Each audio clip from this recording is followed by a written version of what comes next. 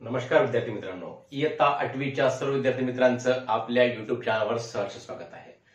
तर मुलांनो, प्रकरण 13 त्रिकोणांची एकरूपता या प्रकरणामध्ये आपल्याला एकरूपतेच्या कसोट्या विविध 5 कसोट्या आपल्याला या व्हिडिओमध्ये शिकायच्या आहेत।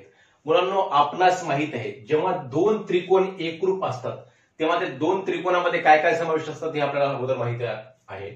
3 कोन आणि 3 कोनासोबत 3 बाजू असतात, म्हणजेच एकूण 6 घटक। पहिल्या त्रिकोणाचे 6 घटक दुसऱ्या त्रिकोणाच्या 6 घटकाची एकरूप असतात, म्हणजेच तेव्हा ते दोन त्रिकोण काय होत असतात, एकरूप होत असतात। म्हणजेच हे 6 घटकांची एकरूपता आपण बघत बसायची का, तर नाही। या 6 घटकापैकी कोणतेही 3 घटक जर एकरूप झाले तर आपल्याला उर्वरित 3 घटक हे आपोआप एकरूप होत असतात। आणि हे 3 घटक कसे एकरूप होत आहेत हे आपल्याला या कसोटीच्या द्वारे, या विविध कसोट्याच्या द्वारे आपल्याला या व्हिडिओमध्ये शिकायचं आहे।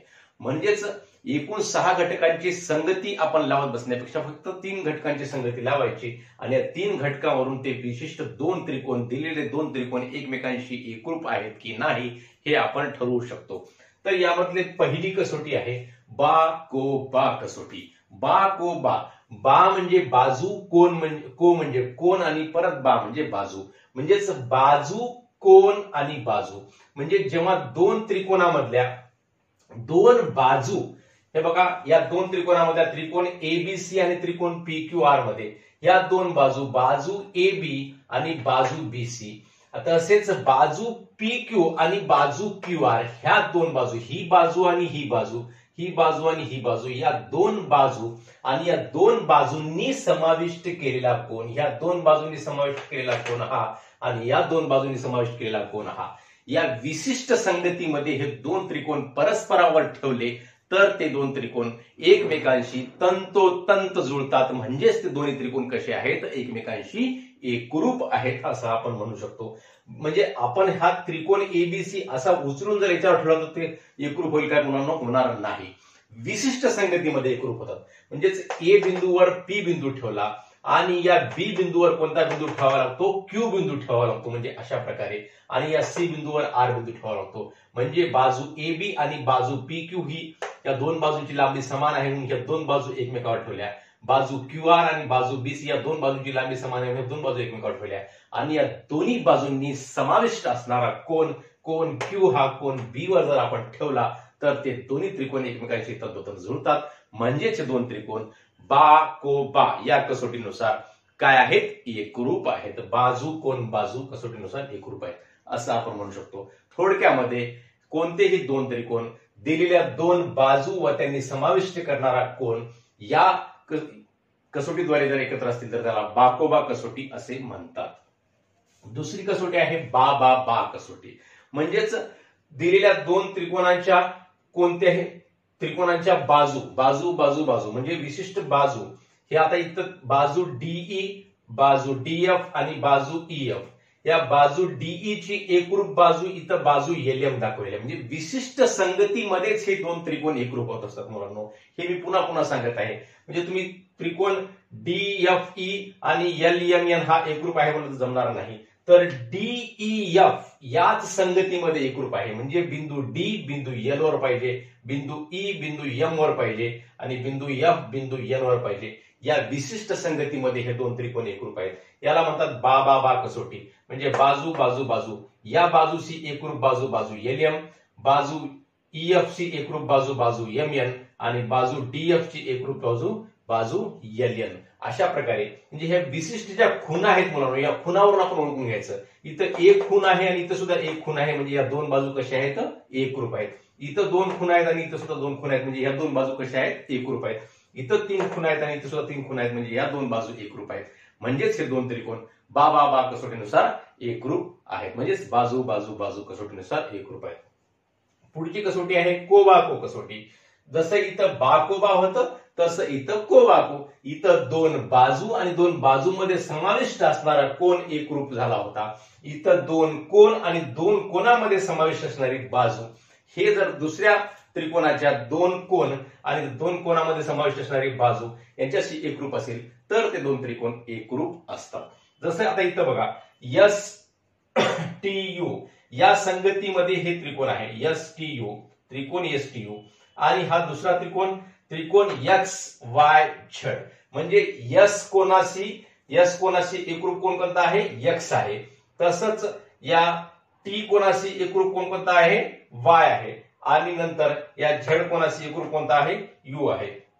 विशिष्ट संगतीमध्ये म्हणजे याला उचलून कसं केलं असं पलटून जर असं ठेवलं तर हे X वर S पडेल आणि हा टी कुठे जाईल Y वर जाईल आणि ही बाजू कुठे येईल ही बाजू खाली येईल. म्हणजेच हे कोण बाजू आणि कोण म्हणजे को बा को म्हणजे दोन कोण व त्या दोन कोणांनी समाविष्ट असणारी बाजू दुसऱ्या त्रिकोणाचे दोन कोण व त्या दोन कोणांनी समाविष्ट केलेली बाजू यांच्यासोबत विशिष्ट संगतीमध्ये एकरूप असेल तर ते दोन त्रिकोण को बा को कसोटीनुसार एकरूप आहेत असं आपण म्हणू शकतो. आता चौथी कसोटी आहे कोकोबा किंवा बाकोको कसोटी. कोकोबा आता ही काय आहे कोबाको आणि ही काय आहे कोकोबा किंवा बाकोको. हिलाच कोको कसोटी असं सुद्धा म्हणू शकतो. म्हणजे कोकोबा म्हणजेच इथं काय आहे कोण कोण आणि बाजू म्हणजे कोणत्याही त्रिकोणामध्ये एकूण किती कोण असतात मुलांनो 3 कोण.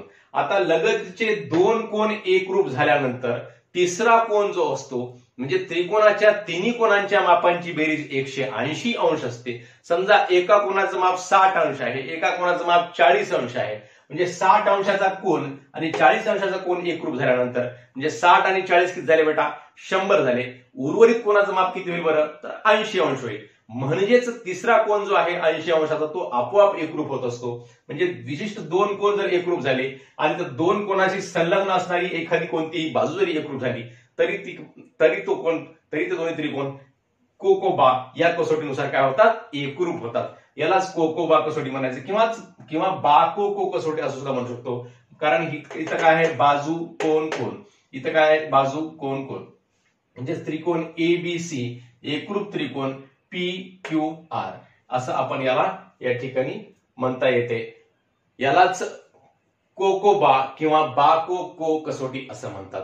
थोडक्यामध्ये ह्या त्रिकोणाच्या तिन्ही कोणाच्या मापांची बेरीज किती असते 180 अंश असते. त्यापैकी कोणतेही 2 कोण दुसऱ्या 2 कोणाशी संलग्न 2 कोणाशी एकरूप झाले असतील तर तिसरा कोण जो आहे तो आपोआप एकरूप होतो. म्हणून याला कोकोबा कसोटी असं म्हणतात आणि या कसोटीनुसार हे 2 कोण या ठिकाणी त्रिकोण ABC व त्रिकोण PQR हे परस्परांशी एकरूप आहेत. आता शेवटची कसोटी आहे काटकोन त्रिकोणाची कर्णभुजा कसोटी. आता काटकोन त्रिकोण म्हणल्यानंतर तुम्हाला माहितीच आहे काटकोन त्रिकोण म्हणल्यानंतर त्या त्रिकोणाचा एक कोण हा 90 अंशाचा असतो म्हणजेच तो कसा असतो काटकोन असतो. म्हणजे काटकोन त्रिकोणामध्ये त्याचा कर्ण आणि कर्णाशी संलग्न असणारी कोणतीही एक भुजा ही भुजा असू द्या की ही भुजा असू द्या ह्या भुजा जर एकरूप असतील त्या 2 भुजापैकी कोणतीही एक भुजा आणि कर्ण जर एकरूप असेल तर आपोआप तिसरी भुजा सुद्धा काय होते एकरूप होते. म्हणजेच ते 2 त्रिकोण काय असतात एकरूप असतात. म्हणजेच ही भुजा आणि ही भुजा कर्ण आणि एक भुजा एकरूप आहे आणि एक काय आहे काटकोन आहे म्हणजे काटकोन सुद्धा एकरूप असणार. म्हणजेच हा त्रिकोण सुद्धा काय असणार एकरूप असणार. म्हणजेच याला काय म्हणायचं कर्णभुजा कसोटी. हे झाला कर्ण कर्णाशी एकरूप आहे ही भुजा या भुजेशी एकरूप आहे म्हणजेच आणि हा कोण या कोणाशी एकरूप आहे म्हणजेच त्रिकोण DEF व त्रिकोण LMN हे 2 त्रिकोण परस्परांशी कर्णभुजा कसोटीनुसार एकरूप आहेत. अशा प्रकारच्या ह्या खूप सोप्या कसोट्या आपणा सर्वांना लक्षामध्ये ठेवायचं आहे. काहीच अवघड नाही. त्यांच्या नावामध्ये सगळा अर्थ दडलेला आहे. कसं बाकोबा बाबाबा कोबाको कोकोबा आणि कर्णभुजा कसोटी खूप सोप्या 5 कसोट्या आहेत. आपण सर्वांनी ह्या सर्व कसोट्या लक्षामध्ये ठेवाव्यात ही तुम्हा सर्वांना विनंती करतो आणि थांबतो. आपल्या सर्वांना हा व्हिडिओ आवडल्यास नक्की आपल्या मित्रांना शेअर करा व लाईक व कमेंट सुद्धा अवश्य करा. धन्यवाद.